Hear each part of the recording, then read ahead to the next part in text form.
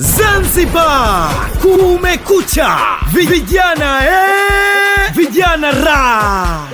Asante. Kama kawaida yetu vijana, kila ifikapo tarehe 12 Agosti ya kila mwaka, Wizara ya Vijana, Ajira na Uwezeshaji kwa kushirikiana na wadau wa maendeleo ya vijana nchini inaadhimisha ile siku yetu kabambe ya vijana kimataifa hapo katika visiwa vyetu Zanzibar. Maadhimisho hayo yanatarajiwa kuanza tarehe 6 Agosti kwa shughuli mbalimbali za vijana, ikiwemo usafi wa mazingira, ujenzi wa taifa, utoaji wa elimu na mafunzo kupitia makongamano, warsha, semina na mabonanza ya michezo wilaya na mikoa yote ya Zanzibar. Kilele cha maadhimisho hayo kitakuwa siku ya Jumatano tarehe 12 Agosti 2026 mapema kabisa saa 2 kamili asubuhi katika ukumbi wa Golden Tulip Hotel, uwanja wa ndege Zanzibar. Yule kipenzi na mlezi wa vijana Daktari Hussein Ali Mwinyi, Rais wa Zanzibar na mwenyekiti wa Baraza la Mapinduzi, anatarajiwa kuungana nasi na kuongea na sisi vijana siku hiyo, siku ya vijana tarehe 12 Agosti 2026.